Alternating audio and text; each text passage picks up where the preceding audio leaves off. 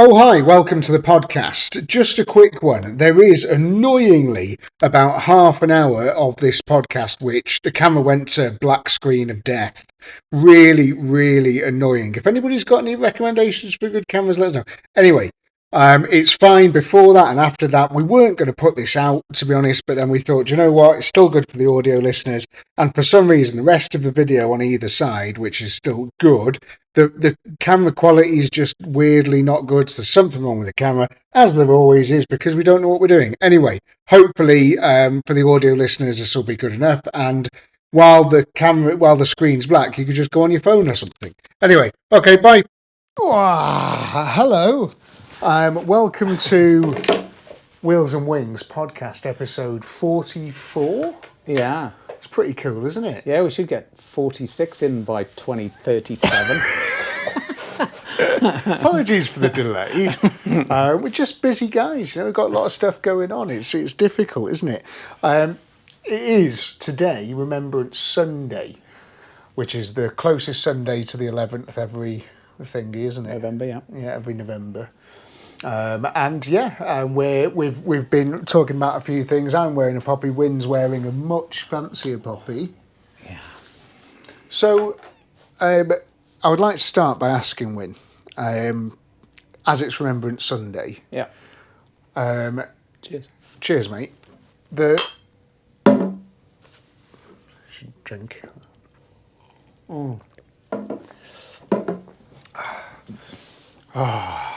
It opens the floodgates, that, doesn't it, for number 12. Yeah. So as it's Remembrance Sunday, the country, after all the sacrifices of World War I and World War II, country is now on its knees. How do you respond to that one?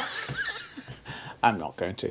It's always quite a poignant day for me. I mean, I've been to a million cenotaphs in uniform and out, but these days are quite private days, really, because as I've mentioned on here, as a little pick me up on the podcast, but I went to 14 funerals in my flying career. Wow. And but there's a lot in that time. There's a lot of like really good memories as well. One particular, I was thinking today, one particular funeral, like after event wake at RAF Shawbury's officers' mess, and it was.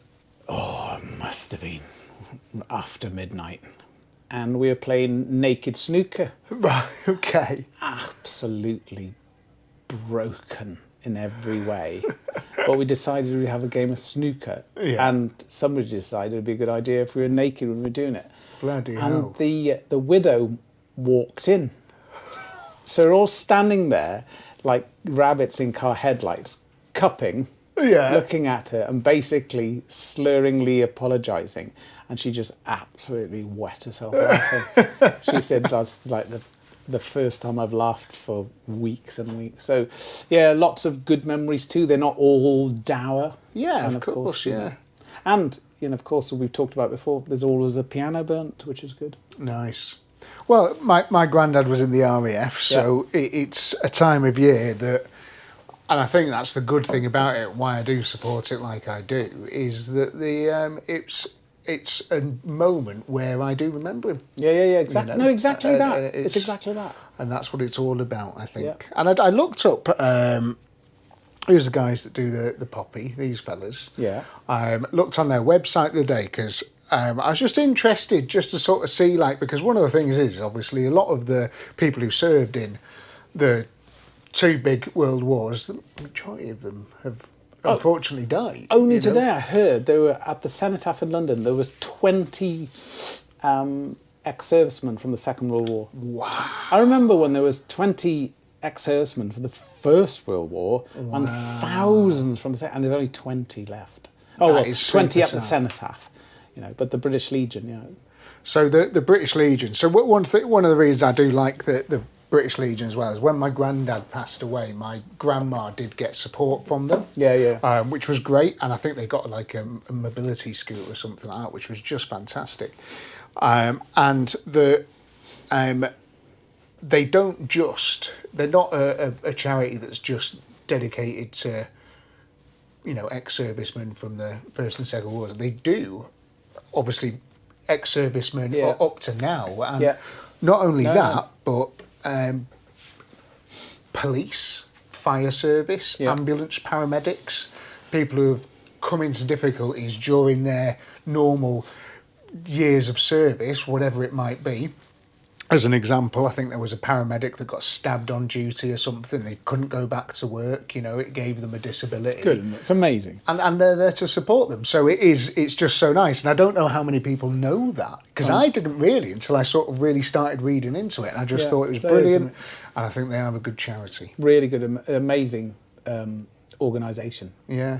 So I as I said, I had 30p in my pocket. So and I did not for a second hesitate to give him 20p of that to get a poppy. You're a bad man. Yeah. No, it's great. They're fantastic. So anyway, that's Remembrance Sunday. Yeah, that's that done. You don't think the country's on its knees, though, no? Well, it depends on your perspective, really. Well, it's just because that guy that was on the One Show. Who? Did you not see that? No. Oh, well, there you television. Go. No, well... I just read in a high-back leather armchair. You do? Just the classics, really. No, I didn't see that. I didn't see that. Pastry. Nuts magazine. Oh, they were good. Nuts and Zoo, do you remember those? They were the best. With Abby Titmus on and stuff like that. Did a hold. Well, Lucy Pinder. Oh, bloody hell. If you remember Nuts and Zoo magazines, let us know in the comments. Yeah. Brilliant. Bring those back. Who's the female American bass player who won Rare of the Year? Susie Quattro. Oh, wow. Okay, yeah right. Anyway, sorry. But just the guy who was ex-World War II hero. Yeah. And he was just chatting away. Got him on the One Show, and they were like, "So you must be so proud of all your achievements and stuff." He goes, "Yeah, it was all a waste of time, wasn't it?" Oh, did he? And they were like, "Oh shit, right?" And he just went on to say how stuff is where it is now, and that a lot of people, had they seen where the world is now, would they have bothered? Yeah. And it's difficult, and I think it's very difficult as well because almost, what is it, 80 years have passed or something. So it's a very different world we live in now, isn't it? And it's not just right now that we've got to be thankful for. It was 20 years ago, 50 years ago, directly after World War II that we've got to be thankful for and stuff. So. I am always optimistic about the forces as well. There's always this thing that, certainly the First World War, they talk about losing a generation, and they did. Yeah. A whole generation, which is just obscene, isn't it? However you look at it. Yeah. But I think you look at the people in the armed services today, they're just exceptional still. Yeah. There used to be this thing, certainly when I was like a young pilot, that the older pilot would basically go, "Yeah, you lot of shit, mate.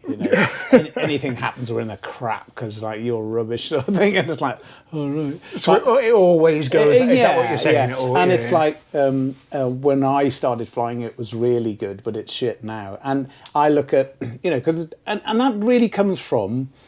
There's so many more rules now. We just did what we wanted. Right. Yeah, and you just think, but somebody used to crash every other week.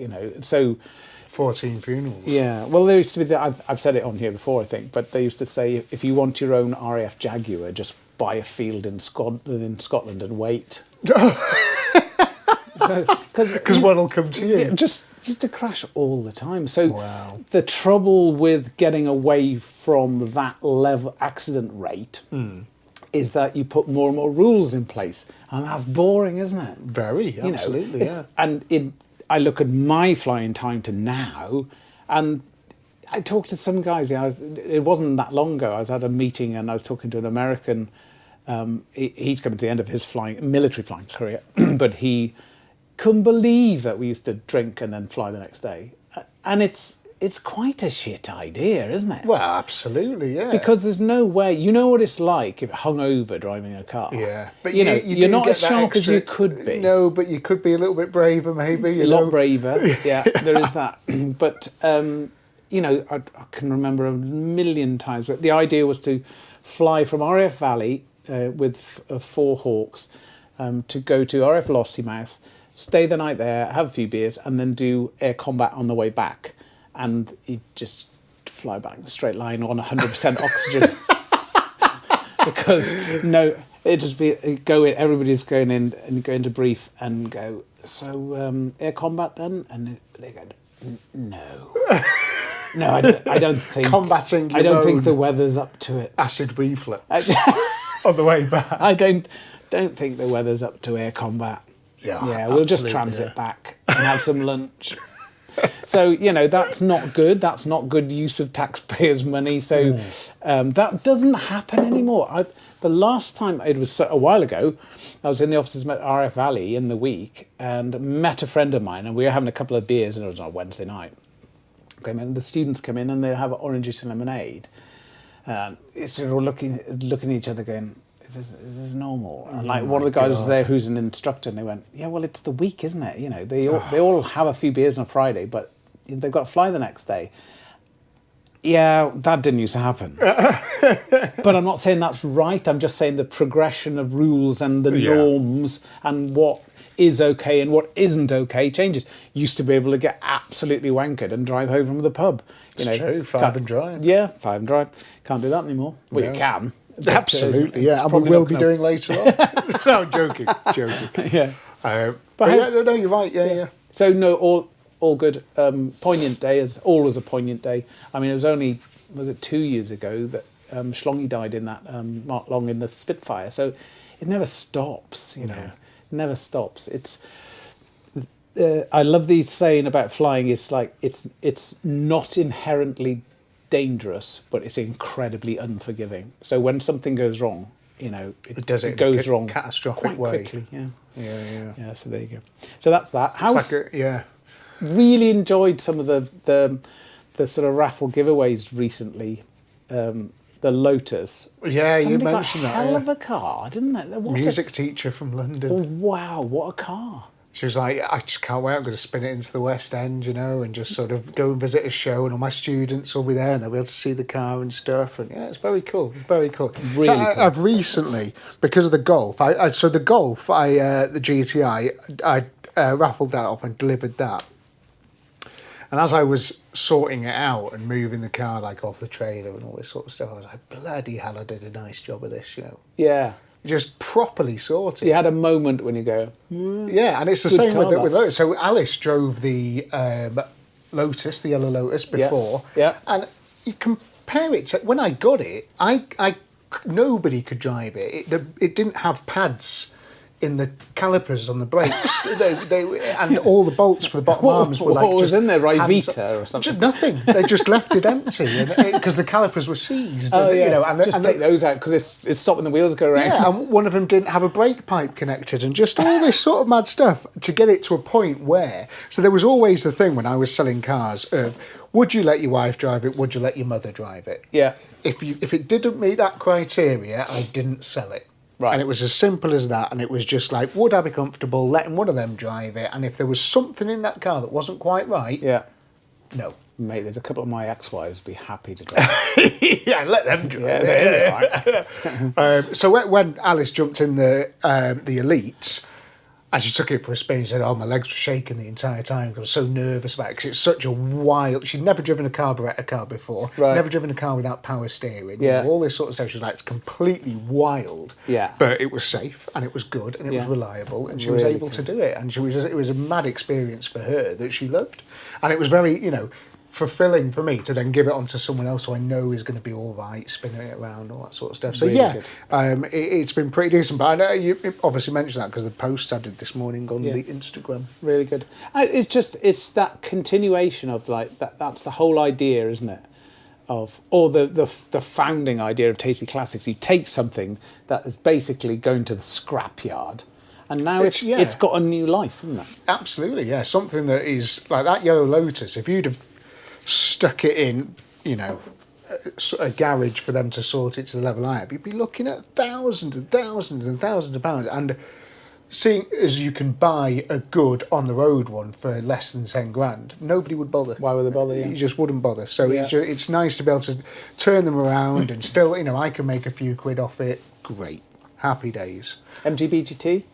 So that is that finishes on the 14th. So But I'll be looking forward to sorting Another that out British as well. classic in British racing green. Superb. Been enjoying spinning out. I was going to drive that today. I went up to the record shop today in Altrincham. Yeah. I was going to drive it today, but it was blocked in by, spoiler, for Tasty Classics fans, and one of the new Resurrection cars, Oh. MGZT, which is the Rover 75 shape Is that thing. the saloon?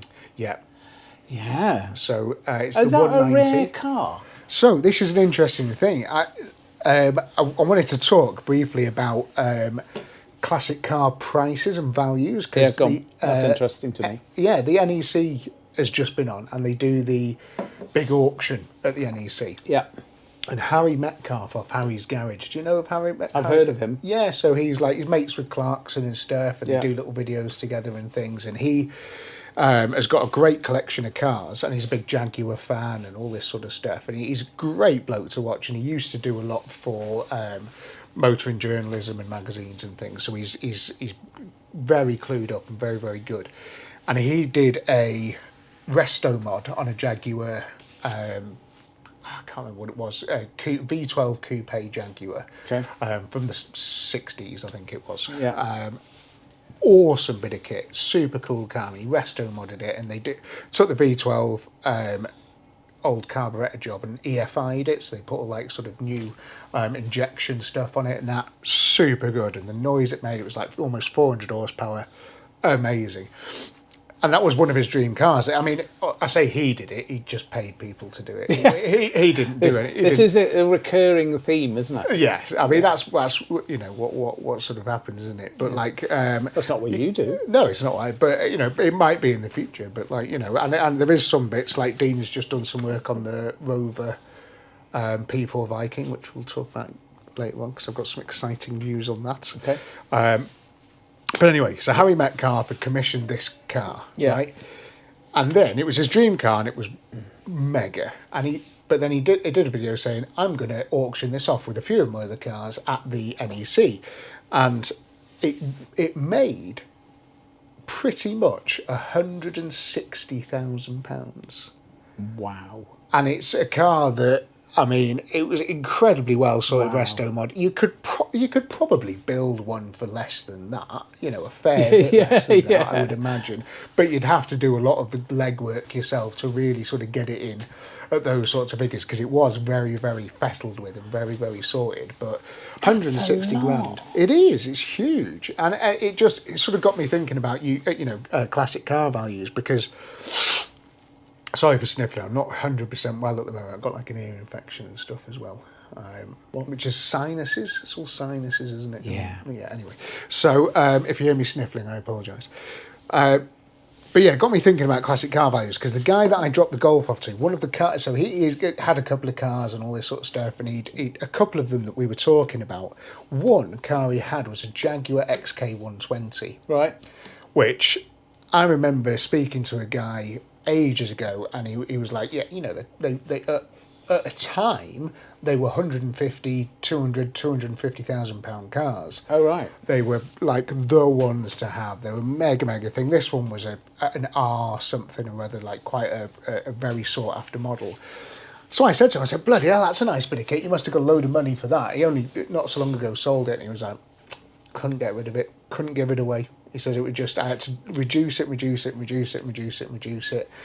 I was like, it's so interesting that you say that. What do you think the reasons were? I knew what the reasons were, because I've had this conversation before. I think we've even talked about it before. But the generation that is interested in Jaguar XK120s, they're not there now. Yeah, that's not a dream car for them, is it? It's not a dream car for me at all. I would look at it and go, that is a fabulous car. I don't want it.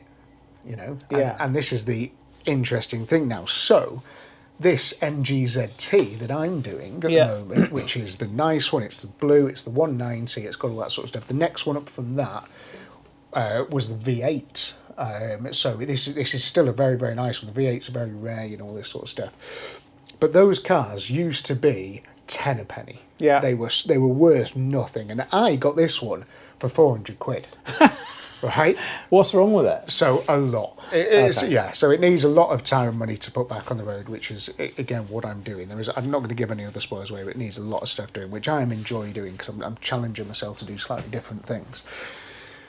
But I just thought, after reading about how Harry Metcalf's thing, and this guy telling me about his XK120 and stuff, I was like, so where's the money? And it's, where's the sweet spot? Like in that sort of like wave of like what's popular. Where is that? Is it early 80s? Is it still 70s? So this is the thing. So this MGZT, I looked on eBay, and to start with, there is no trophy blue 190 ZTs on eBay for sale. Okay. And there used to be lots, and there is none. And I looked on the sold listings, and there hasn't been one for sale since I bought mine months ago. And then you're like, wow, that's really interesting, because where have they all gone? Where are they? So the problem is there's a couple of jobs on mine. The parts don't exist anymore, so you've got to make things work. So it's like vacuum pipes, and they have very funny little things, and Rimmer Brothers don't stock the things. So you're looking for cars that are being broken to get your spares from. So people are breaking more of these things. Oh, okay. But the only ones that I found were like properly sorted. Some of them were knocking on the door of 10 grand. What? For an old, like early 2000s MGZT, were knocking on the door of 10 grand. Wow. And the V8s, there was a V8 for almost 20, which is mad. So the prices of those have done this massive drop, and then over maybe the last 5 to 10 years have gone. So what else is in that category then? Well, like so Lotus this is it. Carltons and... Oh, well, that sort of stuff, that's much earlier, isn't it? It's much earlier. earlier, So, yeah. like, the interesting thing about that's this other car that the guy who had the Jaguar 150, another car that he sold was a Mini, and it was a Mini, it was an Austin Cooper. What was he saying? Was it Morris? It was like a Mark 1 Cooper. So they had a point a little while ago where they were mega bucks. So again, I had a little bit of look at classic Minis. What a time to buy a classic Mini. Well, the market dropped out of it. They're not Floors dropped out the price. Not really. They're still, for a really sorted one, they're still 10, 15 grand. Right. But because parts are so available for them, because everybody's remanufacturing, there's so many, you used to be able to buy a Project Mini that was half decent for 500 quid to £1,000.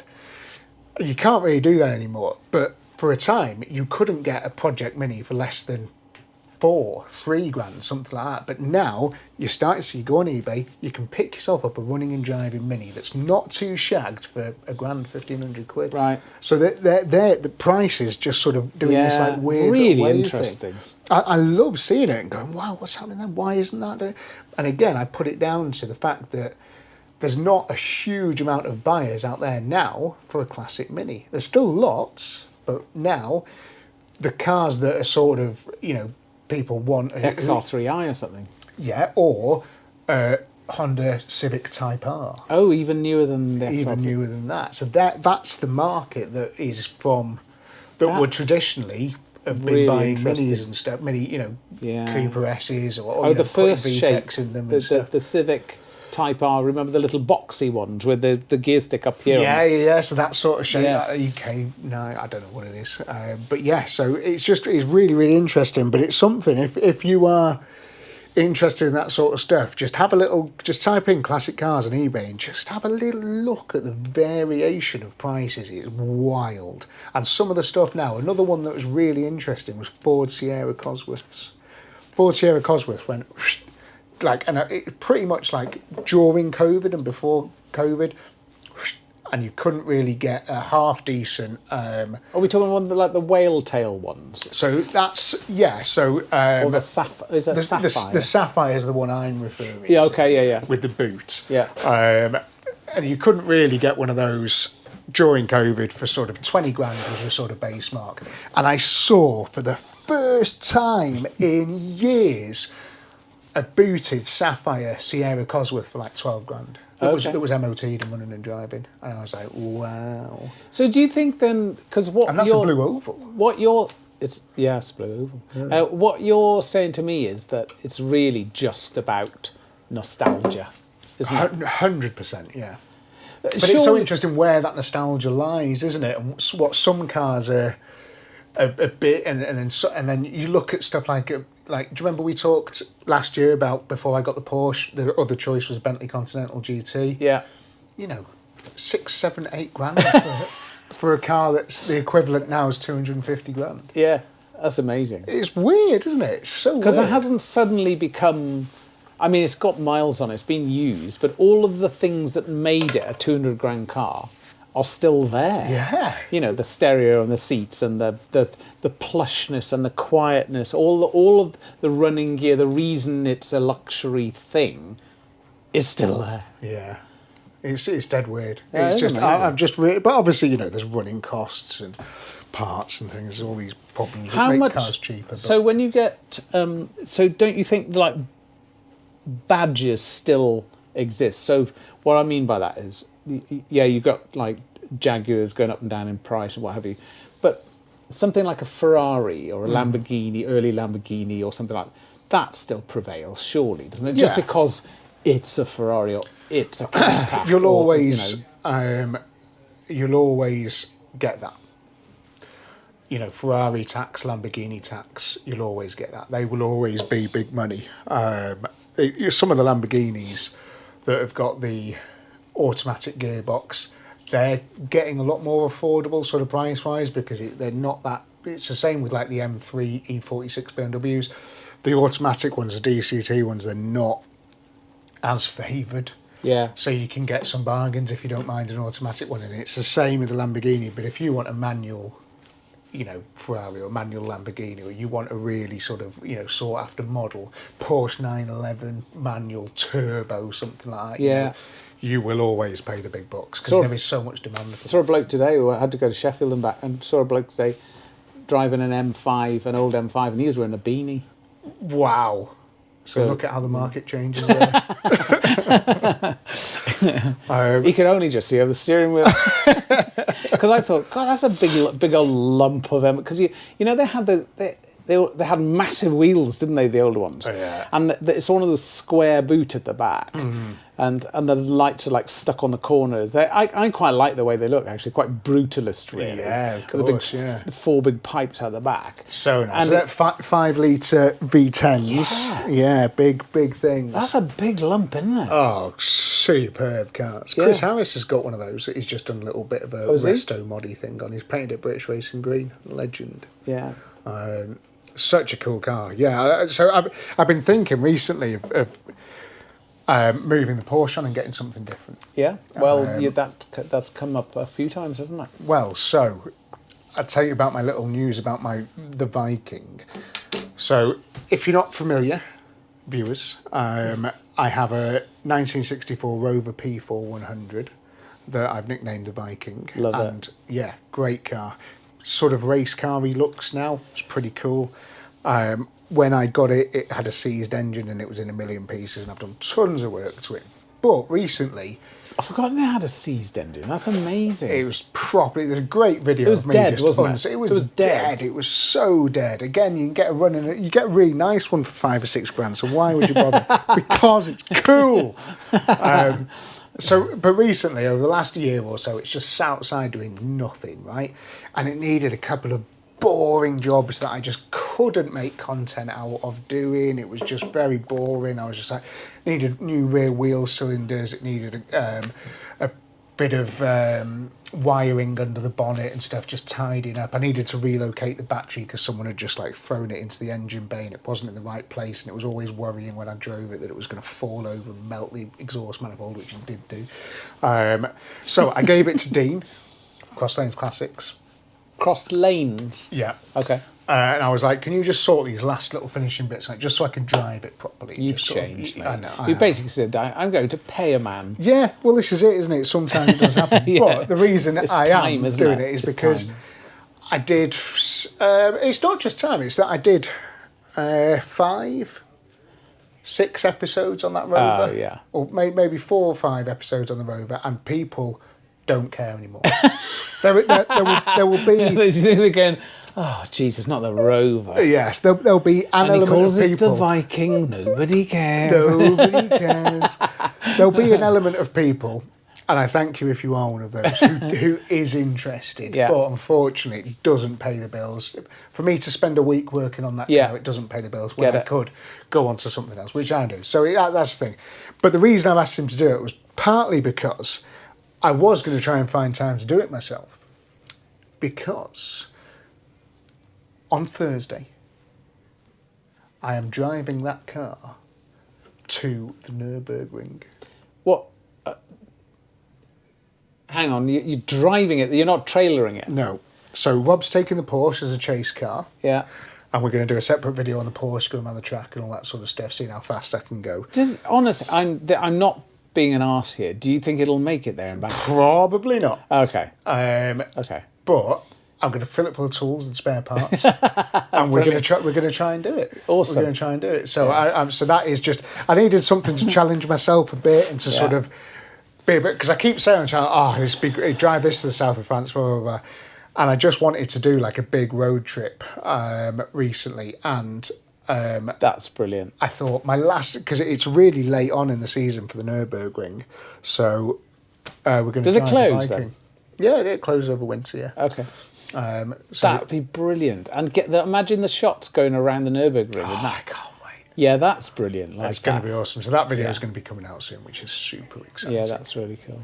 I've got a question. You know, when you say you got a really old, significant car, something that was associated with some pop star or something. Or an actor. Yeah, or an actor. I wasn't going to say that. Yeah. Like the T-Rex Mini, or also, what I'm trying to say is, how much of the original car needs to still be there for it to legitimately be that car? Is it just the plate with a VIN on it? Because when they started restoring Spitfires and Hurricanes honestly, you needed, because they pulled something out of the channel that was hardly anything left. But the little original Supermarine plate, that's basically what you need, and you can build it up from that. I exaggerate slightly from around that. Yeah. But how much do you need of the original car for it to actually be that car? Do you know? Well, yeah, of course. Is that even a conversation in the car world? Yeah, I think it's a real opinionated matter. Yeah, I think that people are going to be in various camps about that. For myself, I have seen some big restoration stuff. Like minis are the worst. Just because you mentioned the T-Rex Mini, you can buy new mini shells, right? Full body shells, doors, bonnets, boots, everything, right? Yeah. And you can then buy every single item that goes into that car. Yeah. So you can just build a brand new Mini. Yes. Right? So you can do that and then put the T-Rex fin plate on it. Yeah.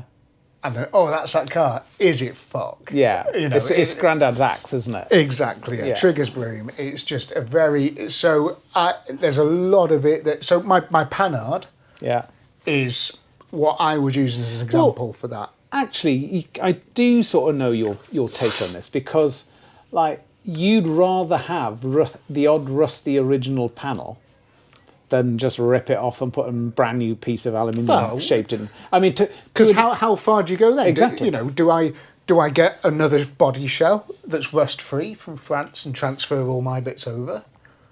But that's not the same car then, is it? Yeah.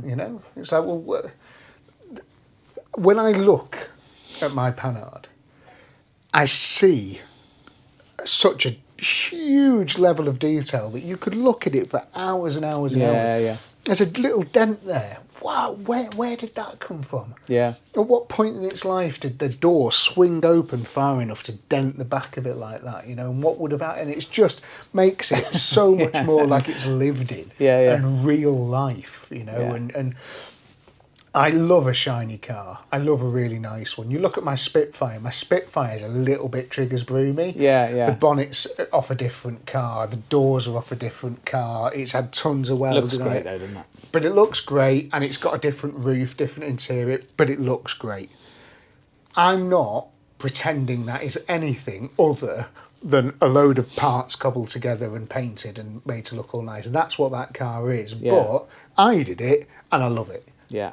You know, it's not anything... You know what it is. Yeah, but for example, if it was a survivor car, what they call them, a survivor car, so it wasn't that bad, it had just been lost for a while in someone's garage and you could fettle with it, change some brakes, fluids, that sort of stuff, and drive it as it is, then that's a survivor car, and that's great, you know, but my Spitfire isn't that. My Spitfire is a load of cobbled parts put together and...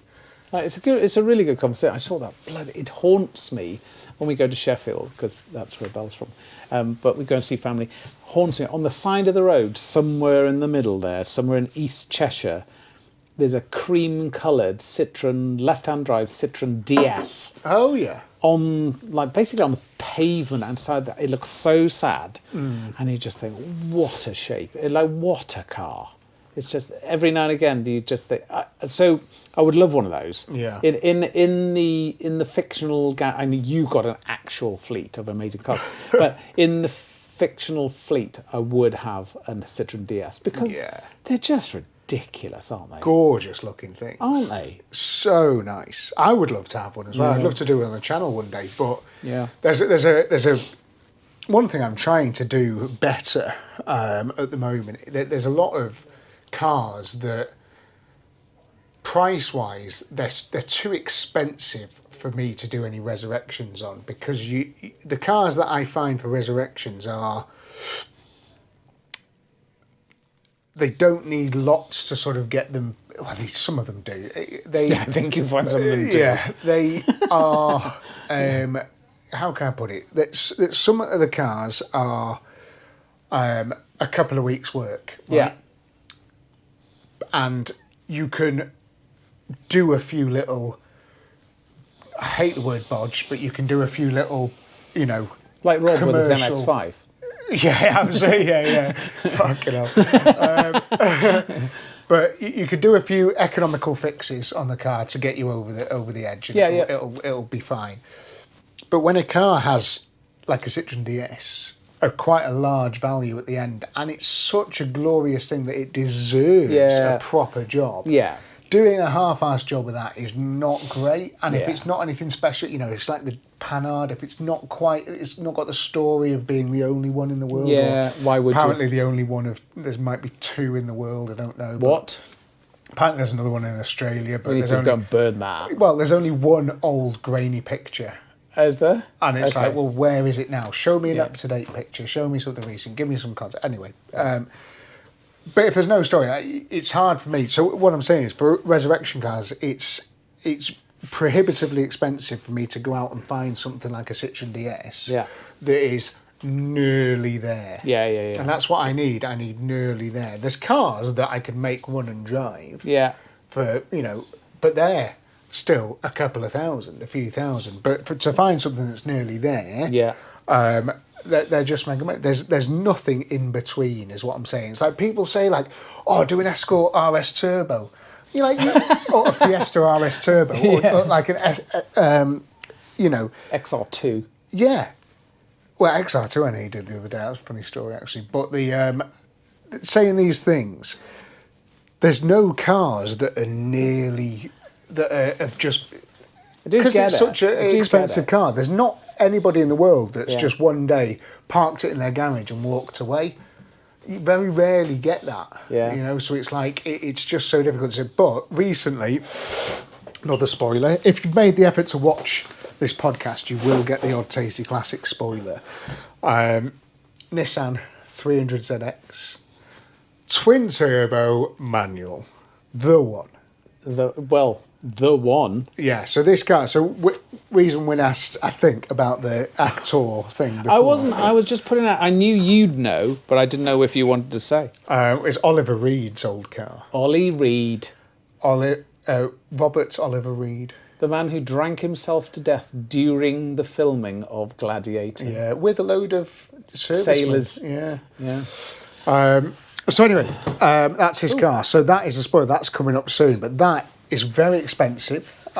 Hugely expensive for me. The metronome has fallen down in the metronome. Oh, and yes, the metronome's fallen down. Yeah. So big expensive car. It's cool. It is cool. Like without that lineage, without him being involved, it would still be a really cool Japanese muscle car. Yeah, absolutely. So that's parked outside the workshop under a cover if you see it in any upcoming videos. That's a good one. Anyway, enough about me and my boring car stuff. A bit of aeroplane stuff. Talking about like fantasy cars, fantasy aeroplanes. One of the ones, I mean, so there are generations of fighters. So like Gen 4. While Wynne's talking, I'm going to go and do something else. It's rude, isn't it? So Generation 4 is like an F-16, F-15. And right. Generation 5 is like the F-35 Lightning, which they fly off butts and things like that. Oh, nice. But one of the ones that most people would give their left leg to fly, which is a bit odd because you can then fly it, is the F-22 Raptor. Why is that? It's just an absolute beast. It's an American 5th generation fighter that, for some reason, the Septics decided they wouldn't. The what? Septic tank Yanks. Decided they weren't going to sell to anybody else because this was going to be such an amazing piece of kit that they weren't going to sell it outside of the US, so they never did. Wow, okay. And I think they're probably regretting that now because they could have made a lot of money. But I was at a meeting a couple of weeks ago with a really lovely guy who was setting up some some project, but he was running the meeting, and he's an ex F-22 Raptor pilot. Right. So we went out for a beer and some curries afterwards, and I was saying, "Come on, mate, tell me how cool is it to fly?" And he was just saying it's incredible. It's got like vectored thrust. So what does that mean? What that means is normally the jet pipes at the back of a fighter, just when you want to go fast, when you stick the throttles in the northwest corner into reheat or afterburner, the Americans call it, you just get a big carrot sticking out the back, and it goes very, very fast. Well, what they've got on the F-22 is they've got two nozzles, titanium like flaps, if you like, that sit in the middle of that afterburner, and you can point the thrust up and down. So when you go to turn, I'm using my hands if you're listening to this, when you go to turn, all of a sudden you can imagine no hands on the bar. If the thrust is perpendicular or in line with the airframe, that's where it is. But if you can point that thrust in that direction, it's going to really force it. It's rear wheel steering. It's rear wheel steering. Yeah. Why didn't I just say that? Why don't you just say that? You're a genius. Yeah. So we're talking about that, and then all of the other like super secret systems on board. He was saying like we can just go into a fight. By a fight, I mean it's like if they have 4 Raptors versus 12 something else's. They said they can go into a fight like in a big box formation, and because their radars and beyond visual range and all this sort of stuff that I did ask him, he wouldn't tell me. They have very clever things, sensors. He said we can just like take everybody out. Whoa. It's like, oh mate, that's cheating. And he said, yeah, because they can just see everybody. Wow. And they can like talk amongst themselves and all the data and the systems. It's just an incredible piece of kit. But it was a really good chat. And I said to him, yeah, but you haven't flown low level through Wales. Yeah. And do you know what he said? He said, I have. Oh, nice! So they brought 4 F-22s. You never see them in this country because RF Lakenheath, they fly F-15E F-15 Eagles, which are the two-seater F-15s. And they're based there. And I think they're getting some F-35s as well.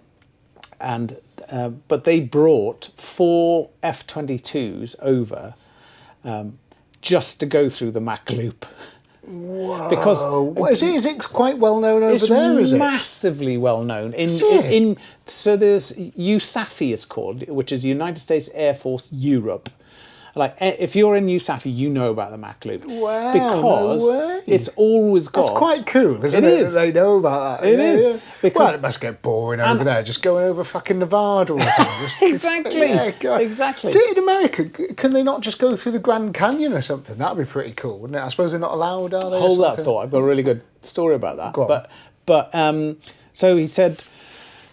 Yeah, he said, we came over, and I said, so what? She just went waxing round Wales. I lovingly went, yeah, no, he said, we just followed 2 F-15s. He said, can you take us through the Mach Loop? So they just followed them. But just to say, because they know there's always going to be photographers up on those 2 sides of the valleys. Yeah, of course, yeah.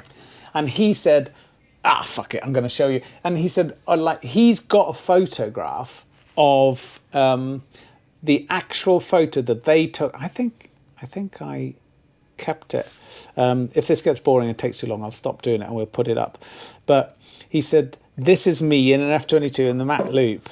And he said, this thing is like an enormous photograph in my office. We will, I'll hold it up to the camera.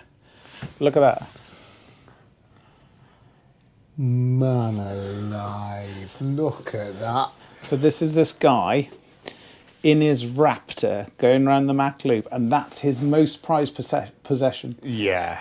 And so he's got all this technology, he's got all this like millions of dollars worth of 5th generation fighter, and he just wanted a picture of himself in the Mach Loop. Oh, so much time for that. And do you know what the most impressive thing about that is? What? That you said you had a photo on your phone and you managed to find it. Yeah, there is that. That's saying I'm old. Yeah, well, no, it's what I see. I've never witnessed that happening before. When we're in the bar sometimes, we're like, hang on, I've got a photo. Mate, I've got a photo of that. You're gone for 20 minutes. You're just not in the conversation for 20 minutes. Then 20 minutes later, we've all moved on and we're talking about it. You see Nosferatu at the cinema. It's fucking brilliant, isn't it? If you see it with this big red, then Wynne goes, so I found the photo now. Okay, what was that about? So Grand Canyon. That's really cool about the Mach Loop, though. Isn't it? Really smart. Yeah. I take, I don't know, a weird bit of pride in that. Yeah. I don't know, it's pretty cool. Machynlleth Loop. Lovely. Is that what's good? Well, yeah, of course. No. Well, yes. Because as you follow it round, it goes over Machynlleth. Oh, fucking hell. That was me thinking it was something to do with like Mach 1 or something, like speed or something. It goes through Machynlleth. Yeah. That's it. Oh, God. Good, isn't it? So... right, that's the name of the podcast, Machynlleth Loop. Unreal. I had no idea. Why have you never told me that? Because I thought you knew, but I shouldn't have. Why would you know? Why would I know? I wonder if Alan knows that. You see, somebody found the Piss Off Biggles picture. Yeah, someone. If you follow Tasty Classics on Instagram, because someone found from the last podcast that we did, we were talking about Piss Off Biggles, which is someone wrote it on the top of a barn. An angry farmer. Yeah, but someone found a picture of it and put it on Instagram. And what I liked about that, because there's another thing we talked about. Don't forget the Grand Canyon. Yeah, well, I was telling you about remember the Angry Eisteddfod BBC Wales broadcast and the smoking tornado in the background. Yeah. Can I find that? I can't find it anywhere. But what I like about that Piss Off Biggles, it's like, it sounds like we make this shit up, doesn't it? Yeah, but we don't. No. Anyway, but I did say to him in the comments, if he finds a picture or gets a copy of that video, the Eisteddfod video, I'd love a link to it too. As would I. As would you. Yeah. Grand Canyon. So... Which is in America. Which is in the United States of America. Yeah. When I was in flying training, one of the early classes when I got there, because there's lots of classes and they all go through and they graduate. I graduated in 87. My class number was 8706. So Bloody hell! So you graduated a month before I was born. Yeah, in so many ways. So 6 being June, so like June 87 was my graduation month. Yeah. So that was my class number. So they just How old were you? 23. Good God. So the one of the earlier classes. So they almost try. Sometimes I forget how old you are. Yeah. And then I'm reminded when you try and find a photo on your phone. Yeah, or you can smell piss and cabbage. So one of they try and get somebody significant to do the graduation, and they got. There's another way you're going to see how old I am. Who's the Elvis Presley, Frank Sinatra, who's the obvious Marilyn Monroe. You're she not opened helping. it. No, sorry. Yeah, so they decided to get. So he flew. Winston Churchill came over. He did it. All the way He flew from Britain. the supersonic first supersonic jet. You dropped from underneath a bomber. Oh wow. General. Oh right, I get it. Custer. You're not helping. Oh, yeah. Hang on. Here we go. You got your glasses there. This Speaking of glasses. Drinking Wild Horse Nakota Session IPA. Chuck tonight, Yeager. 3.8. Chuck For God's sake. Yeager. So they got General Chuck Yeager to come and do the graduation. And he was, by this time, he's like in his 70s. Bloody but hell. He's well known. I mean, incredible. There's all sorts of stuff about him, films made, documentaries. What a man. But he was very, very arrogant. And some people went the astronaut route, and some people went the supersonic flight route. He went the supersonic flight route. Yeah. And never became an astronaut, and was a little bit bitter about that. But an incredible man. Did the graduation. So they went and picked him up in a T-38 from California, where he lives. Right. First of all, he insisted that he fly, like in the front, and like the wing commander, lieutenant commander. This is guy. He's 70. Yeah, he's in his 70s. I love it. And there's no way he's been in the passenger. So he just walks out to the jet and he said, I'm gonna fly, and he's going. He's got like 4 stars on his shoulder, and he goes, I'm going to fly. Oh, yeah. So he just gets in the front and flies. So he flies over. And then on the way back, he did the same thing. And as they were coming through Nevada, he starts going, we're going to go low level through Grand Canyon. And the guy said, oh, we can't do that, sir. He said, who's going to stop me? I'm Chuck Yeager. So good. How much? Yes. Who's going to stop me? Yeah. What are they going to throw a net out? Yeah. How cool is that? That is so cool. That is awesome. It's such a power move, isn't it? Because at his age, He didn't care. imagine if someone goes, right, that's it, you're not allowed to fly now for another second. He's like, I wasn't going to. First of all, he wouldn't listen. Probably just would anyway. Just one of You those literally could do whatever you want. larger than life characters. Wow. Yeah, amazing. So much time for that. But it sounds like I've been on a skywalk over the Grand Canyon. Have you? Yeah. It's pretty big. Yeah. Yeah, well, this is it. Apparently, it's not that challenging to fly through because it's like this enormous valley. Wow, yeah. Well, yeah, it's not the Mac Loop, is it? Well, it's a Grand Canyon, isn't it? It's a Grand Canyon. It certainly is. Evil Knievel tried to jump over it, didn't he? Yeah. Did he make it? I can't remember. Yeah, well, he didn't die on that one, did he? I think he died on something, didn't He he? had a rocket bike or something, didn't he? Wouldn't like to say. You can get, because you used to be able to get one of those wind-up toys, didn't you? Remember those? I do, actually, yeah. So anyway, how's work? It's all right. I get to talk to Raptor pilots. Nice, that's cool. He had a Corma. What? I know, mate. And he drives a Raptor? Well, I gave him some shit for that. Bloody hell. He said, I don't know if we're going to have anything spicy. I said, we're in an Indian restaurant, mate. I said, you've got to have at least, like, have a jalfrezi. Yeah. And then the waiter came around and he had a korma. Oh. I did lose a little bit of respect. It's the Americans through and through, isn't it? We used to have... Joking, of course. Got a lot of Americans watching. A little bit. Are you a hot curry guy? Yeah, so, but again, you've got to... So say, like, for example, an example... Where's this going? One day, me and Alad went for a curry, and then we came here directly afterwards. We both got quite a spicy one. I can't remember what it was. Was it dal? Dal spicy? No. I can't remember. Not dal. It was something like that. Anyway. It's not dal. But it was something spicy anyway. Yeah. So we came here afterwards, because there's that brilliant place... Baton Rouge? No, not there.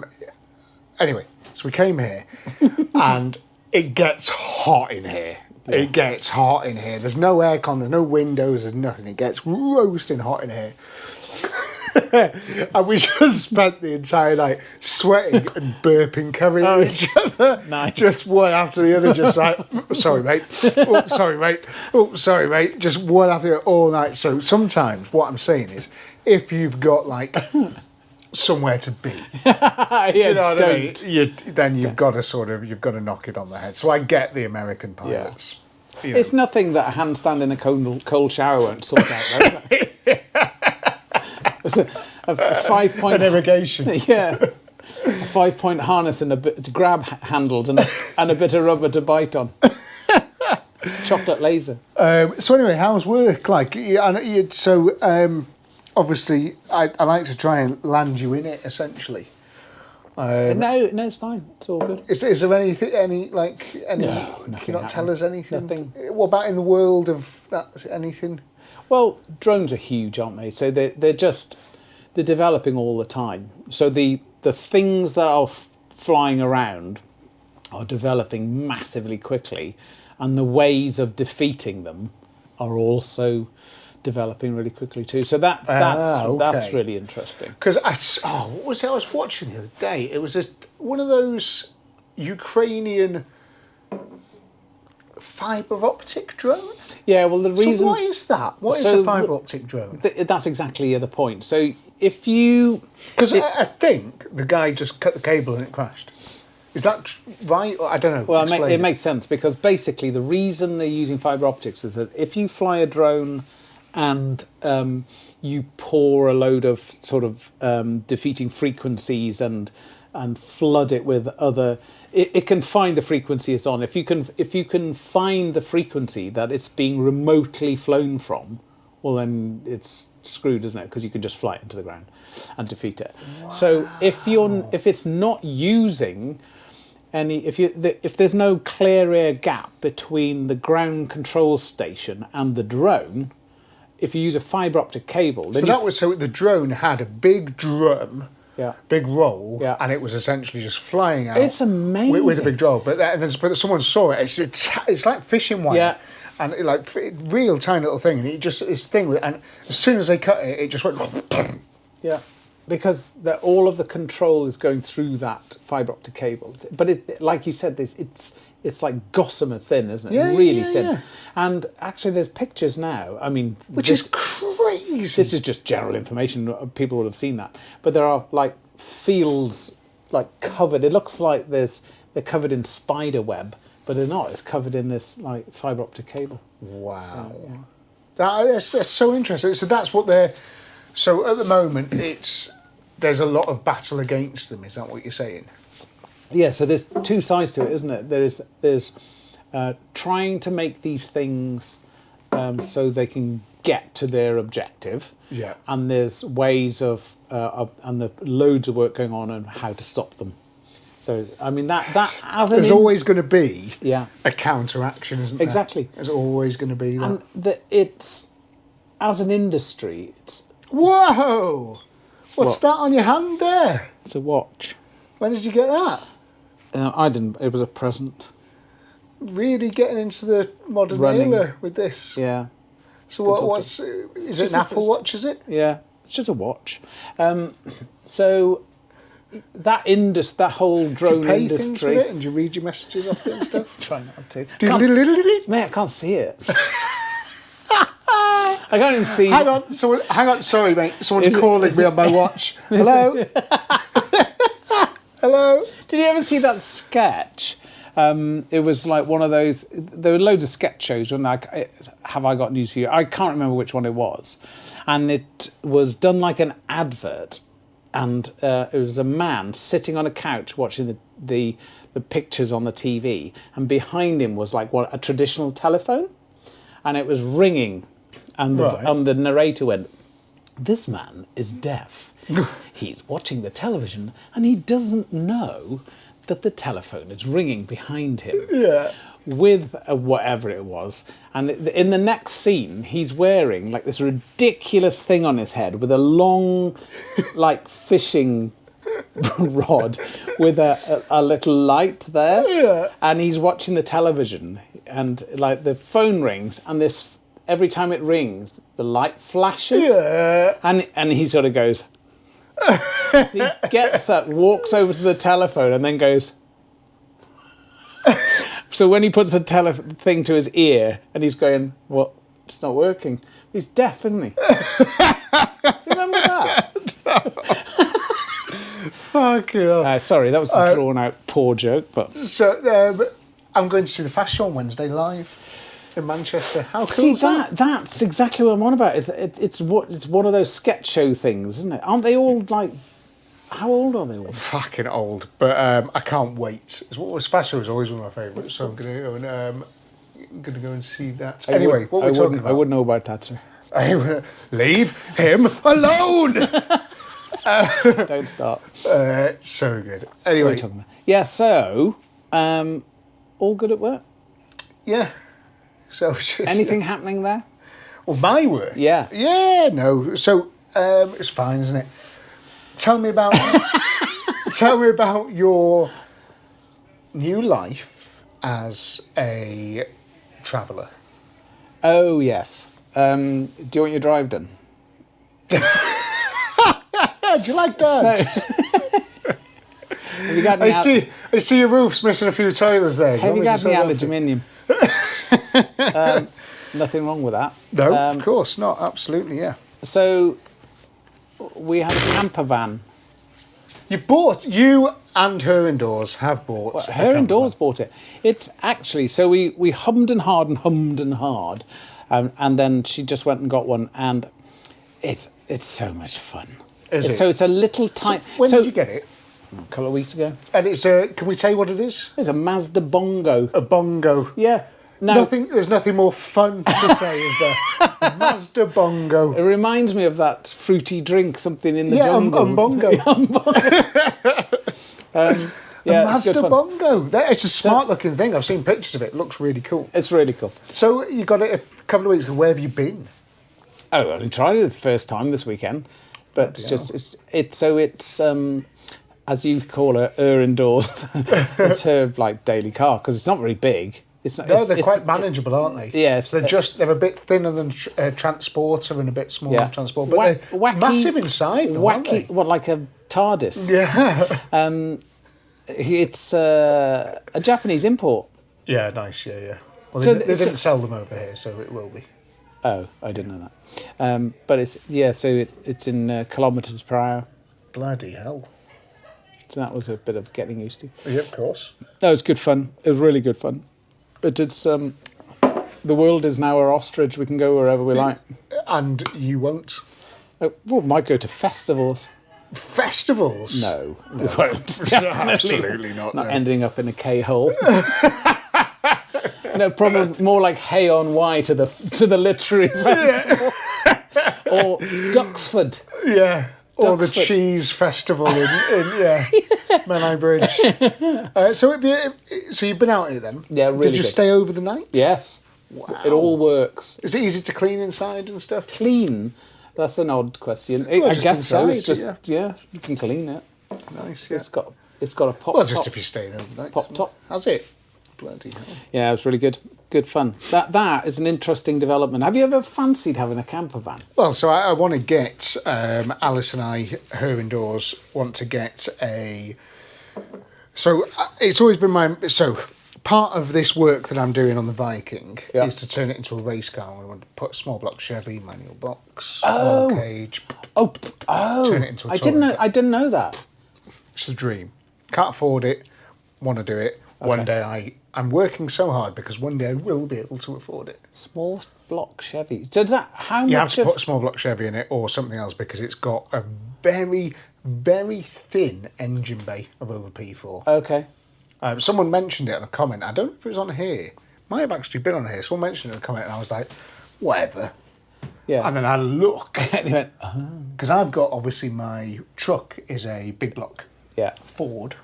Yeah. So I looked at my engine in my truck and I was like, did that thing where you sort of go and then walked over to the Rover and went, oh, fuck yeah. That's how you measure if fridges fit. Yeah, exactly. Yeah. So I did that and very thin engine base. I was like, right, interesting. But it'll need a bit of fab work. Anyway, really cool. So we thought we would, two birds with one stone. I would get some sort of crafter van or a sprinter van. Yeah.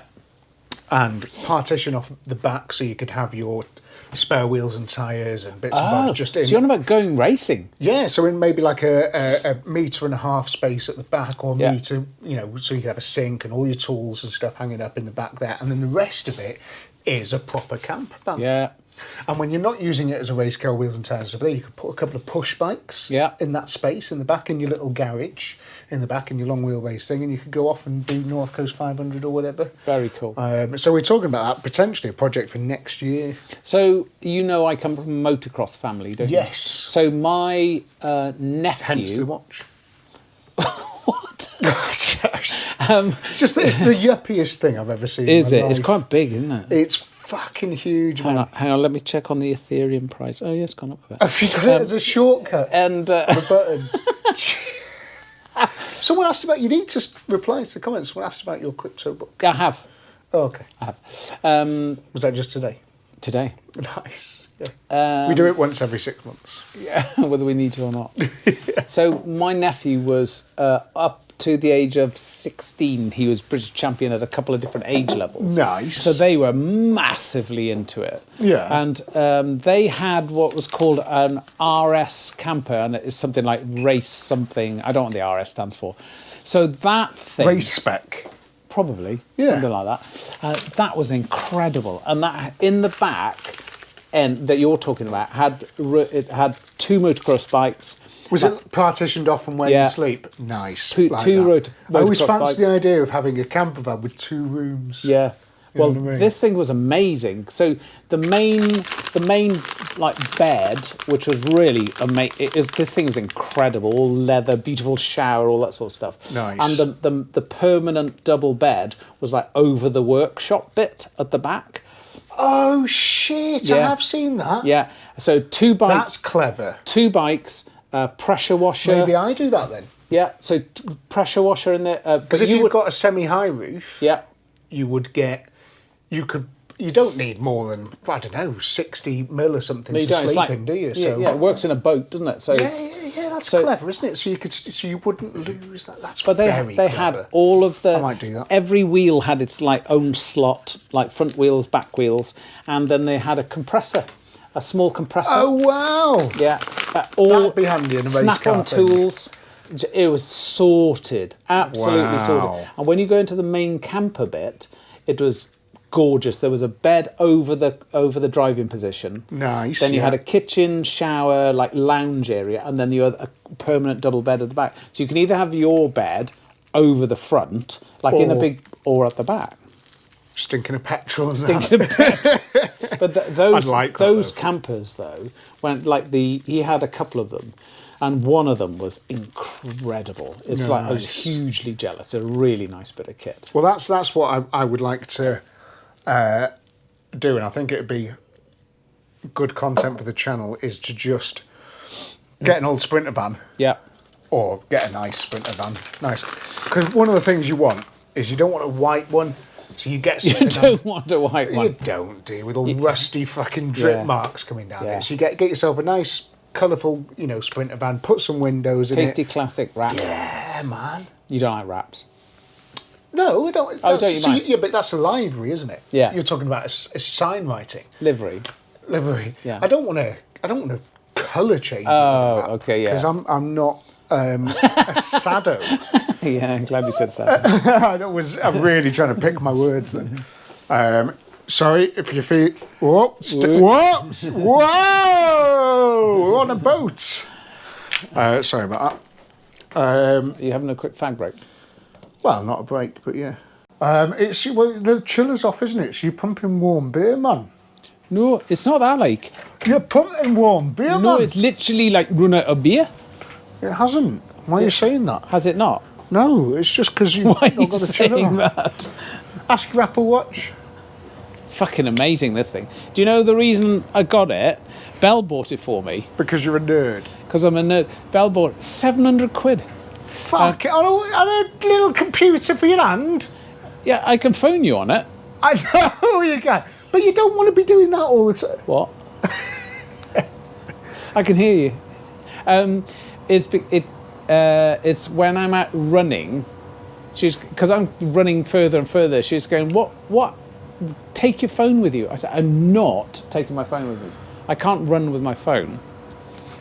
So how are you doing for running and stuff? These still on. Yeah, yours is still on. Yeah. Yeah, I can do. I'm up to sort of 10k.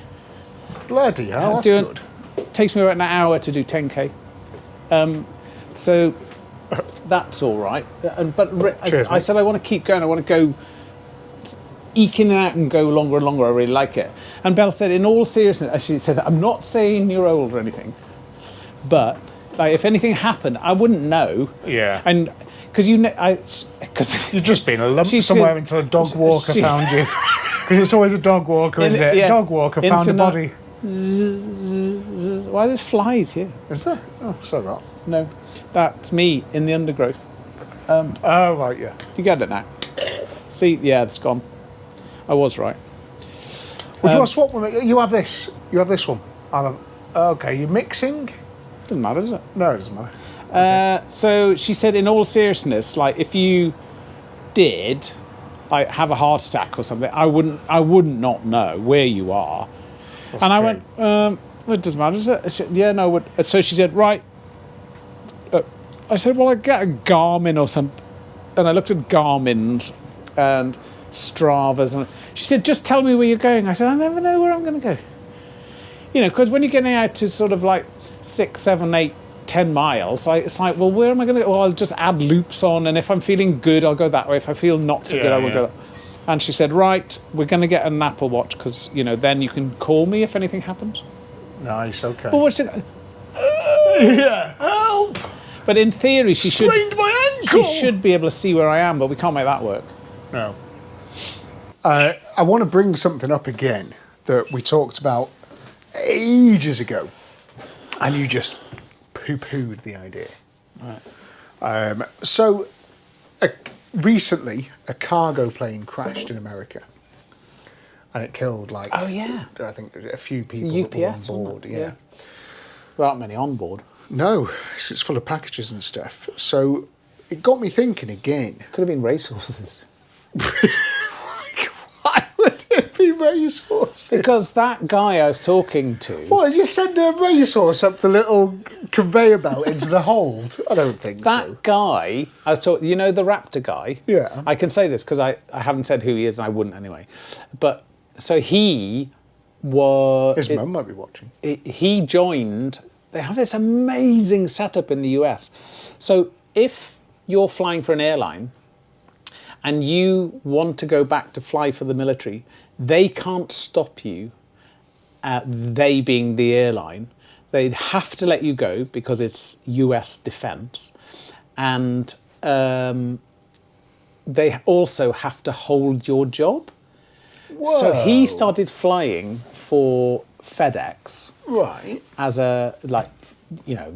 carrying rubber dog shit out of Hong Kong. Yeah. And one of the things he told me on this curry night was he said he took a load of racehorses and he said it absolutely stunk of horse shit. Fuck. But So they strap them down like I suggested on trailer. Like that. like To the floor. Yeah. Anyway, what was your point going to be? Why don't they put ejector seats in cargo planes? Because you put ejector seats in fighter planes and stuff like that. It's, people, they could have sent it into a river or the sea or something like that and ejected. So I don't know why they don't do, or just in the middle of fields or something like that, and they could have survived. Well, first of all, everybody that's on that aeroplane, because yes, there's normally two pilots, but sometimes you've got people who are, I don't know, looking after things in the back or whatever. Ejector seat for them. But that's not practical, is it? Where's that going to be? Somewhere halfway down the airframe with a sitting on an ejection seat, and it's like, oh shit, I need a piss. So put my pins in, unstrap, and then you hear eject. Oh, I know, wait. Yeah. But we've talked about this. We talked about that the Vulcan was literally the Vulcan bomber. The big triangle V-shaped thing, the Delta wing one. The two pilots had ejection seats. There were three other crews facing backwards that didn't. Did you know that? No. I'm sure we've spoken about this. I don't think so, no. So you've got your ejector seats for the two in the front. Two pilots. And then the three in the back, good luck. The two wings master race at the front had ejection seats. Wow. But the air electronics operator, the navigator, and the AO...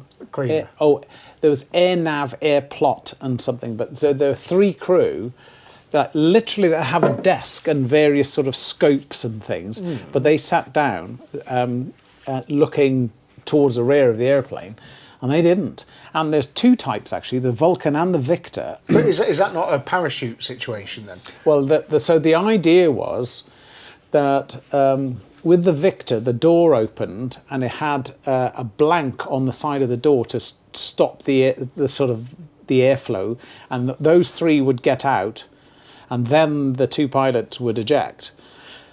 Wow. And with the Vulcan, that makes sense again. If you're going somewhere and there's like, I don't know, some sea or lakes or over land or something, and the plane was going down regardless, you do have an element of time where you can possibly steer it or whatever, depending on what's going on. But that UPS crash, they didn't.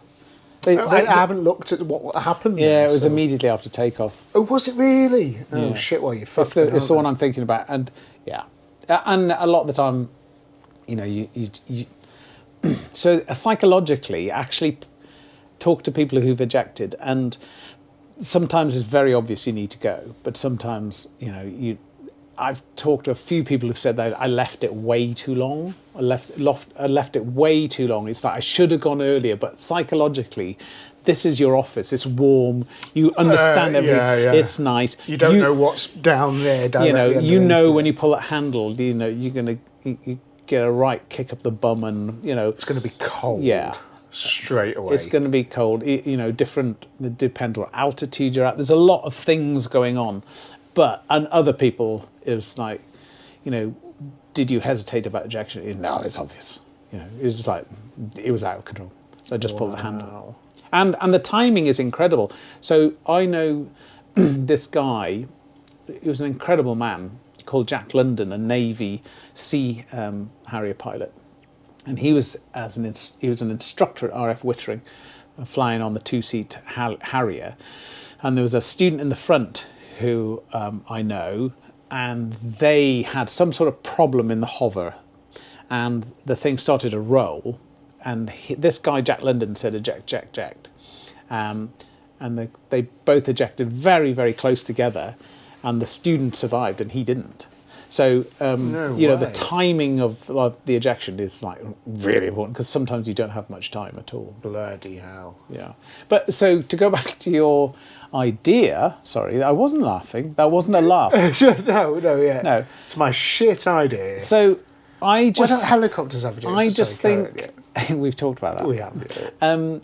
I think there'll be limited times when you could use it. So if you were taking off in one of those massive cargo airplanes out of Heathrow, and you hit a flock of birds or something, and they went down both engines, if it's a two-engine one, both engines, you'd be very unlucky. That's a massive flock. But that scenario, it would, you'd have to be, it'd be amazing just to eject west of London and just let this massive thing. Yeah. So is there an element of a captain always goes down with its ship? I don't think but more in terms of you have to make sure you're not going to kill anybody on the ground. Yeah, a bit. And if that means that you need to steer it until the last minute where you're going to die, but if it means that you save people on the ground, is that like an unwritten rule or no? law? I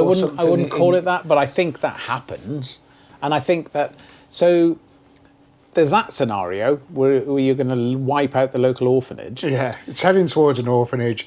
You could steer out of the way, but you're going to have to be in it until there's no chance of anything. Yeah, so that's certainly something that's put about.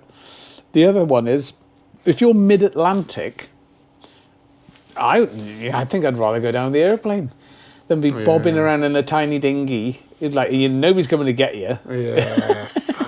I don't know. Do you know what I'm saying?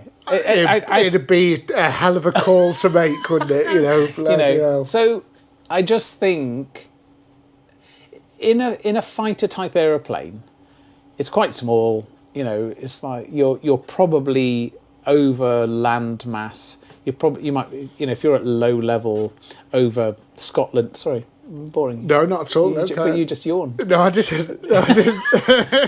Over Wales or Scotland, it's like all goes horribly wrong. It's like, a couple of cows, fine. Yeah, absolutely. Yeah. Some out of Hebrides. I just think I get you. So, my dad, who was a gamekeeper, was so hard over on this idea. It's like I talked to him about it so many times, and it's like, Dad, that's not how it works. So he had this idea. He couldn't understand when an aeroplane came into land. Why would you just and the two main wheels touch down, you get a massive plume of smoke. He said that's ridiculous. They're just wearing the tyres out. He said, why wouldn't you just spin the wheels up? Mm-hmm. So when you touch, they're already spinning, and then there wouldn't be so much rubber taken off. And I'm going, yeah, but the whole point is you're trying to stop. Yeah, that's true. So, and we talked about it many times. He's going, yeah, you're wrong there. I can get it because if the brakes are good enough, and you've got you can turn the propulsion around, can't you? To thrust reverse, thrust reverse. That's what I was getting at. Yeah. So I do get his point, but what I agree with him. I think he's right. You're wrong. I love that. So he had this definite thing that he wanted that to be put forward as a good idea. But what you want is when you're aiming for the runway, you just want some sort of retardation as soon as possible. Absolutely. And the idea of these wheels spinning, and you touch and you almost accelerate. Go, it's like, shit. It's hard enough to stop as it is. Yeah, fair. Yeah, and it's also trying to figure out some sort of what have you got a couple of V8 LSs on each wheel because they're big wheels. You want to spin them up to 300 mile an hour. How are you doing this? Are you just doing it with little wind vanes so they just stir it? That's not a bad idea. Turning gently. That's not a bad idea. Have you whizzed them up? It's like Yeah, okay. I don't know. Well, it was it's interesting. But I just think that so is there have you ever heard of or known anybody or or a death in a plane or a fighter plane or whatever that has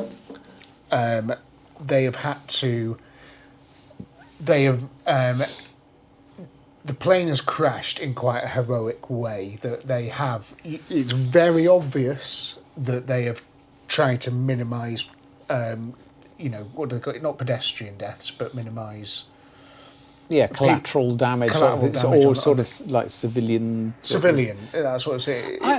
Is that a thing? Does that happen more often than you'd think, or not at all? Or it'd be wrong of me to say that never happens. I think it's talked about more than it actually happens. Right. I think, and why is that then? because you're just working so hard to decide, is this thing going to fly? Is it not going to fly? And I have seen people like throw them down the runway, and it's like they just need to get out. And I can't remember anybody ejecting and say, "Whew, I stayed with that the last minute to avoid the children's hospital." Yeah. I don't know, but I might be wrong. Maybe it has happened. It's probably more of a Hollywood thing. Yeah, isn't it's it? a good idea, isn't it? But Yeah. there's normally a field somewhere, isn't it? You can plop it in there. Well, it's like when you said, obviously, the helicopter landing on the golf course. It's always sort of rang true. Like, well, yeah, it's not. There's things you can do, isn't there? That's probably not going to mean that people do get injured. There is an area that you can land. Usually, It's normally somewhere. Yeah. But it's very different if you're chucking a fighter airplane. It depends what height you're at. There's so much. I mean, so we always had pre-designated ejection points. So if you just can't get the thing to work and you've got no other choice, there's always a point out over the sea at a definite point. And the reason for it being a definite point is that so there's, you could tell them to launch the search and rescue helicopter and say, see you in a minute, I'll be in my little boat. Yeah. But even then you'd be saying, I'd wait till you see the thing splash in the water before you come close, sort of thing. But, yeah, bloody hell. but as I said, never happened to me. Never got away with that. Fair. And there is places you can, ditch stuff, and I'm sure there was, and again, I don't know if this was a tale, and if you're watching or if in near Altrincham, there's a place called Timperley. Okay. Do you know Timperley? Nope. So, a place in Timperley, and there's this main drag, this big road in Timperley that is unnecessary for it to be so wide. Right. And there's houses that run all along either side, and it goes all the way up. And you look at it, and you're like, why is this so wide? Like, it's just such a weird road. And the story goes that it was designed in World War II times for if the local airport was, or the local RAF base or whatever was bombed, the planes could land on this road. So there was no now there's street lights all the way up it, so it'd smash all your wings to bits and you'd be fucked. But you could land on that, and it was designed specific. The road was made so it was an airstrip away from the sort of things that was sort of there. Have you ever heard of that sort of thing, or is that like is that local bullshit? I think it's local bullshit because the reason why, especially when you go back to the Second World War. The place was just... I mean, it was a taxi driver that told me, so it probably was local bullshit. He also told me that on the road over, there was one of every tree in the world planted along the stage. He said, do you know what's really interesting about this road? I was like, here we fucking go. What is it? Is it another... Was it a race course or something? What's this one? He goes, there's one of every single tree. There was a guy that owned all of the estate, and he decided that he was going to import one of every tree from the world. And as we were driving down it, you look at the trees going... It's a lot of different trees. I don't know what the fuck that tree was. I know, is it? Giant redwood. Fuck, how was that one there? That would be good. There's a palm tree in Timperley. That's weird. A baobab. Probably again more local bullshit.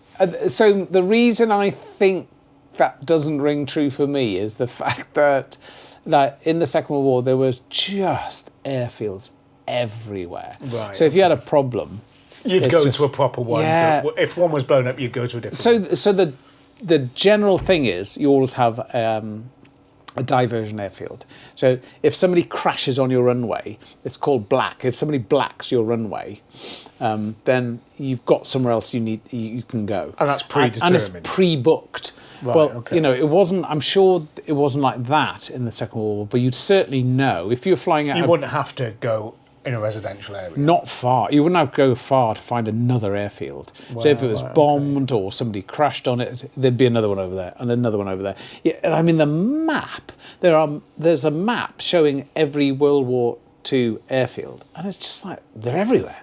Bloody hell. All over the place. So that's why I think, why would you go to the bother of like building houses wide enough apart so an airplane... So it was very convincing because it just looked like an airstrip. Yeah.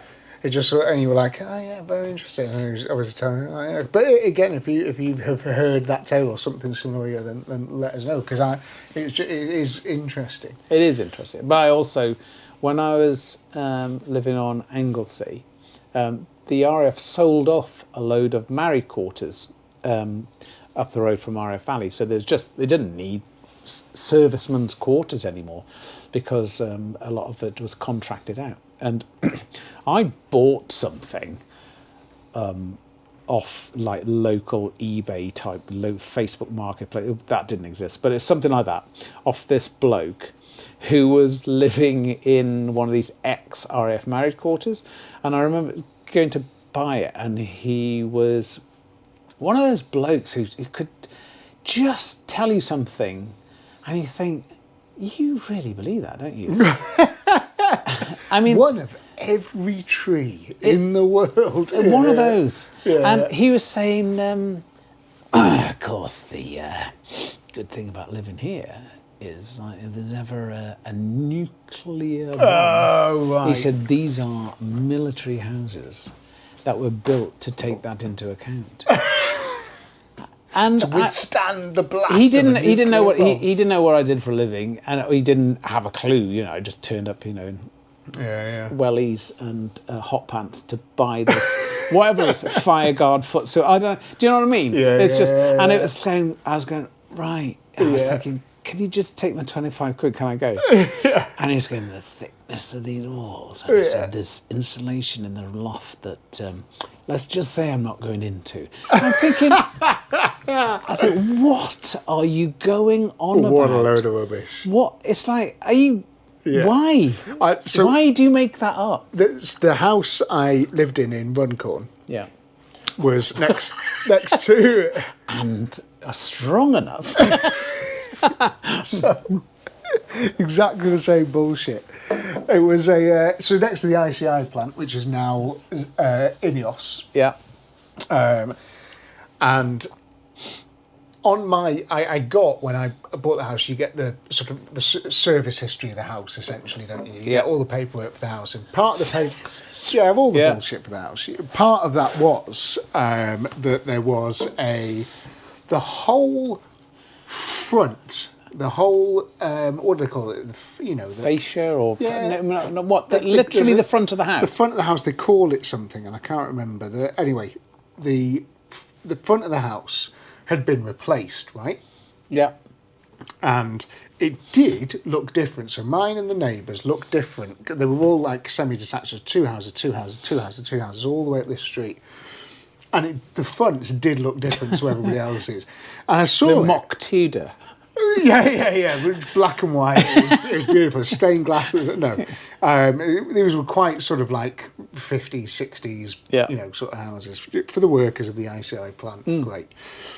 And so I saw that in the service history of this house, and I was like, that's really interesting. Like, why?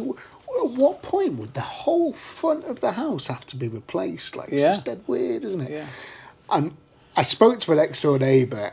I was just, again, he was waiting for someone to ask him that question. He lived there for 30 odd years. I'm glad you asked me. Oh, it's dead interesting. He said, you'll hear an air raid siren. Every now and then you'll hear an air raid siren. It's because there's a chemical leak from the plant. And at one point, we think, who is we think? Yeah. We think there was a blast, and the blast happened, and something hit the front of these two houses, to where we are now, and it demolished both walls and the front of them, and they had to replace them, and it was crazy. And he went into this whole story about it's not safe to live there, and they had to do this, and there's these air raid things that go off, and you have to shut your windows. Don't eat the tomatoes from there. All this stuff, right? It was going on. And anyway, so I was just like, at the time, I was like, whoa. whoa. So the house has been blown up. So that's fucking incredible. Anyway, so when I came to sell it, I had to do another survey. Yeah. And they came back and said that, and I believed this for 5 years that I was living there. And they came back and said, your air bricks at the front, so your little air bricks on the bottom of your house. Yeah. And they said they were incorrectly installed or something, or they were too low. And then they wrote just dead plainly, like, I remember reading it and going, oh. And it said something like, the front elevation, or I think that might be the front elevation of the house was replaced in 1985 due to subsidence. And you're like, Yeah, it's like, all right. Right. I prefer the blast. Do you go around and knock on his door? No, but I did hear an air raid siren once, and I did shut my window. So yeah, great weather. Yeah. And move to the back of the house. Yeah. I was like, I'm just gonna lie under the stairs for an hour. Yeah. I Anyway, love it. I love it. All this. The barber that I use, the stuff that he comes out with is just off barbers the hook. are Ridiculous. dangerous people. Yeah. Dangerous people. Yeah. It's add a bit and pass it on. Whatever you've done, if you've Yeah. been to Tenerife, they've been to Lebanon. Yeah. It's crazy. I don't. When I go to a new barber's, I refuse to tell them anything about me. Yeah. Because it just ends up as some weird little. Oh yeah, I've done. Oh yeah, I remember I did that. Oh, you've got a Morris Minor. I've got a Morris Major. You know, it's like, oh fuck off. You know. It's, I do like it. yeah. Maybe they're the storytellers of our generation. Maybe they're sort of gathering in all of the stories from all of these bored men. Yes. And like adding a bit and passing it on. Cobbling it up. Yeah, together. and they're just like spinning these tales and like adding a bit and then it's going back out into the world as a new tale. As opposed to me going in to saying to Bella, you just don't, the bollocks that bloke talks is off the hook ridiculous. There's a hairdresser. I do like him actually. There's a hairdresser in Tarvey. I probably shouldn't say because there's only one hairdresser in Tarvey. So gents. In Tarpley. Yeah. Somewhere else it begins with Tarv.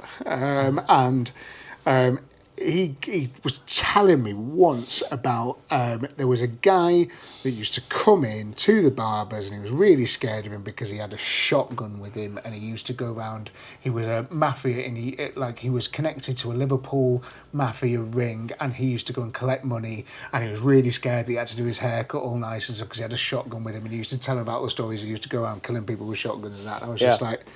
Just like number two, just number 2 on the sides, please, mate. Yeah, bit more. Yeah, just carry on. It's like, is that all right? Yeah, it's great. Can I go? Can I go? Can I go? Speaking of which, we should probably wrap it up because I need to get home. Thank you very much for listening to us waffle on a load of bullshit for a couple of hours. Really enjoy it. Yeah. And if you enjoy it. Yeah, I love it. But it's difficult for us to get together at the moment, and there's reasons. I'm busier than I've ever been in my entire life. You are as well. I was trying to get Wynne to talk about it more when I asked him about it. I think I talked about it a lot. More than you usually, but yeah. But there's just stuff going. It's very difficult for us to get together, but something's happening. So just pay attention to the YouTube channel, Tasty Classics, and keep coming back here. Hit the subscribe button. You'll get notifications to come back here, and we will do more of these, and it'll be great. But for now...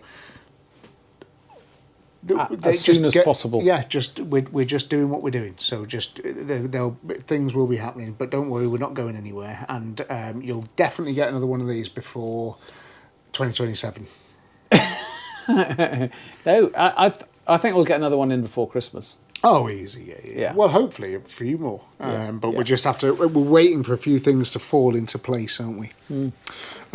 Yeah. Anyway, thanks so much for watching and listening. If you're on Spotify. Bye. Cheers.